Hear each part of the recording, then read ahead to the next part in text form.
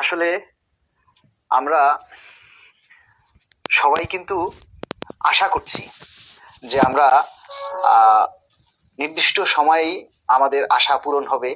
এই আত্মবিশ্বাস এবং এই ভরসা আমরা আশা করি, ধারণ করি।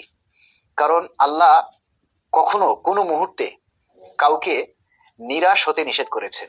কোনো কিছুতেই হতাশ হওয়া যাবে না, আল্লাহর উপরে ভরসা রাখতে হবে। আপনি যখন হতাশ হবেন তখন আপনি বুঝতে পারবেন যে আল্লাহর উপরে আপনার ভরসা নেই, বিশ্বাস নেই। কারণ আল্লাহ আপনাকে বিপদে ফেলবেন, আবার সেখান থেকে আল্লাহই আপনাকে টেনে তুলবেন। আল্লাহর হুকুম ছাড়া গাছের একটা পাতাও যেমন নড়ে না, তেমনি আল্লাহর হুকুম ছাড়া আমাদের এই পে স্কেলের গেজেটের একটা অক্ষরও লিখতে পারবে না। যেদিন আল্লাহর হুকুম হবে, যেদিন আল্লাহ চাইবেন, ঠিক সেদিনই আপনাদের পে স্কেলের গেজেট জারি হবে। তার 1 সেকেন্ড আগেও হবে না, 1 সেকেন্ড পরেও হবে না। এই বিশ্বাসটা যারা ধারণ করেন, এই বিশ্বাসটা যাদের মধ্যে আছে, তারাই প্রকৃতপক্ষে আল্লাহকে বিশ্বাস করেন এবং তারাই মুসলমান। সব কিছুর উপরে আল্লাহর উপরে বিশ্বাস রাখতে হবে। যে কোনো কিছুর জন্য আল্লাহকে আল্লাহকে স্মরণ করতে হবে। আপনি মনে করেন একেবারে চরম খারাপ অবস্থায় আছেন, তখনও আপনার আলহামদুলিল্লাহ বলতে হবে। আপনি মনে করেন চরম কষ্টে আছেন, তখনও কিন্তু আপনাকে আলহামদুলিল্লাহ বলতে হবে। আসলে এই যে একটা শুকরিয়া, আমরা অনেক সময় আলহামদুলিল্লাহ বলে পোষ দেই, অনেকেই সেখানে বাজে মন্তব্য করে কেন আলহামদুলিল্লাহ বলেছি। আমি আমার কারণে, যে কোনো একটা কারণে মনে করেন আমি আলহামদুলিল্লাহ বলেছি। এই আলহামদুলিল্লাহ মানে কি? আল্লাহর শুকরিয়া আদায় করা। এখন এটার সাথে সাথে আপনারা অনেকে আলহামদুলিল্লাহ বলেন, অর্থাৎ আপনি আল্লাহর শুকরিয়া আদায় করতে করতে আল্লাহ আপনার উপরে খুশি হয়ে যাবেন। এবং একটা সময় দাঁড়ান, আমি একজনকে ব্লক দিয়ে নেই। একটা সময় দেখবেন যে আল্লাহ আপনার উপরে অনেক রহম করেছেন, অনেক দয়া করেছেন। যে কোনো মুহূর্তে পরিস্থিতিতে আপনাদেরকে আল্লাহর উপরে ভরসা করতে হবে। আমরা চেষ্টা করব আশিক ভাইয়ের সাথে যাই লাইভে যুক্ত হওয়ার জন্য। আশিক ভাইকে আমরা আজকে অতিথি হিসেবে আমন্ত্রণ জানিয়েছি। উনি লাইভে যুক্ত হলেই আমরা আলোচনা শুরু করব।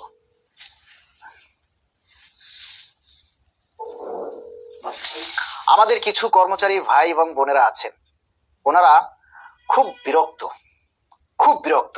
মানে ওনাদের চিন্তা হচ্ছে আমরা পে স্কেলের জন্য জীবন দিয়ে দিব। আমরা নেতারা যারা নেতৃত্ব দেই, আমরা পে স্কেলের জন্য আমাদের জীবন, সব সংসার, পরিবার বর্গ সব শেষ করে তারপরে আপনাদের পে স্কেল আদায় করে দিতে হবে। মানে ওনাদের চিন্তা ভাবনাই এরকম যে আমরা মরি, তাতে কিচ্ছুই যায় আসে না, ওনাদের পে স্কেল আমরা আদায় করে দিব। আজকে বন্ধের দিন, পে স্কেলের কোনো আপডেট নেই ভাই। যারা পে স্কেলের আপডেট শোনার জন্য আসছেন তারা চলে যান। পে স্কেলের কোনো আপডেট নেই। আমরা কিছু বিষয় নিয়ে আলোচনা করব। আপনারা অনেকেই মনে করেন যে আমরা সবকিছু একবারে নেতারা করে ফেলবো। আরে ভাই, আমরা কেউ রাজনৈতিক নেতা না, আমরা কেউই রাজনৈতিক নেতা না।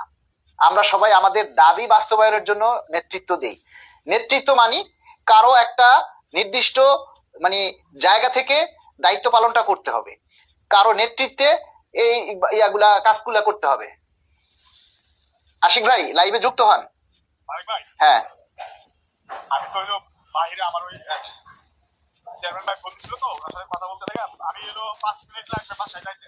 আচ্ছা ঠিক আছে, আচ্ছা ঠিক আছে, আচ্ছা। তো বিষয়টা হচ্ছে, আমরা এই যে পে স্কেল আদায়ের জন্য, আমাদের নিজের অধিকার আদায়ের জন্য আমরা আন্দোলন করি, সংগ্রাম করি, যাই বলি, আপনাদের সামনে কথা বলি। আমাদের কথাই কিন্তু শেষ কথা নয়। প্রশাসন বলে একটা কথা আছে, আমরা প্রশাসনের কেউ নই। আমরা যে তথ্যগুলি জানি সেগুলি, যেমন ধরুন এক্সাম্পল হিসেবে আমি একটা কথা বলি। মনে করেন আমরা এখন জানলাম যে এই সপ্তাহে পে কমিশনের রিপোর্ট জমা দিবেন। সেই অনুযায়ী আপনাদেরকে বললাম যে আগামী সপ্তাহে পে কমিশনের রিপোর্ট জমা হওয়ার সম্ভাবনা রয়েছে। এখন কোনো কারণে যদি পে কমিশন রিপোর্ট জমা না দেয়, সেটা কি আমাদের দোষ, নাকি আমাদের জানার দোষ, নাকি আপনাদেরকে বলার দোষ? এখন অনেক কিছুই তো হচ্ছে। আমরা এই যে 30 নভেম্বর পর্যন্ত আলটিমেটাম দিয়েছি যে 30 নভেম্বরের মধ্যে পে কমিশন রিপোর্ট জমা দিতে হবে, তো সরকার রিপোর্ট জমা দেয়নি। তো আমরা কি করতে পেরেছি? আপনারাই বা কি করতে পেরেছেন? কিছু করতে পেরেছেন? আমরা সরকারকে আলটিমেটাম দিয়েছি যে 15ই ডিসেম্বরের মধ্যে পে স্কেলের গেজেট জারি করতে হবে। 15ই ডিসেম্বর পার হয়ে গেছে, কিছুই হয়নি, গেজেটও হয়নি, রিপোর্টও জমা হয়নি। তো এখন কি করবো আমরা? সরকারের মাথায় বাড়ি দিব? মানে আপনারা এই জিনিসগুলো নিয়েই আমাদেরকে গালিগালাজ করেন, দোষারোপ করেন কি যে আমাদের তথ্যগুলি সঠিক হয় না, আমরা যেটা বলি সেটা মিথ্যা, আমরা ভিউ ব্যবসা করি, আমরা লাকড়ির ব্যবসা করি, হ্যাঁ আমরা আরো অনেক কিছুর ব্যবসা করি। আরে ভাই, ভিউ ব্যবসা মানে কি? আমরা এই যে কথা বলি এটা তো ভিউ হতে হবে, ভিউ হতে হবে না? তো যদি আপনার কথাগুলি আমার কথাগুলি যদি ভিউ না হয় তাহলে আমাদের বলে লাভ কি? আর আপনি আমাকে ভিউ ব্যবসায়ী বলতেছেন, আমার যোগ্যতা দিয়ে আমি ভিউ ব্যবসায়ী করছি। আপনি তো ভিউ ব্যবসা দিয়ে আপনার করার আপনি করতে পারেন না? আপনার তো আপনার যোগ্যতা থাকলে আপনিও করেন। এই যে দেখুন, এমডি আবু বক্কর সিদ্দিক, আবু বক্কর সিদ্দিক, দেখেন উনি লেখছে কি, আপনি সব ভুয়া কথা বলেন ভিউ বাড়ানোর জন্য। আমি তো এখনই বললাম যে আমরা যে কথাগুলি বলি, আমরা তো আপনার জন্য যান জীবন দিব না। আপনার মতো অকৃতজ্ঞ কপাল পোড়ার জন্য তো আমরা জীবন দিয়ে দিব না, আমারও তো সংসার।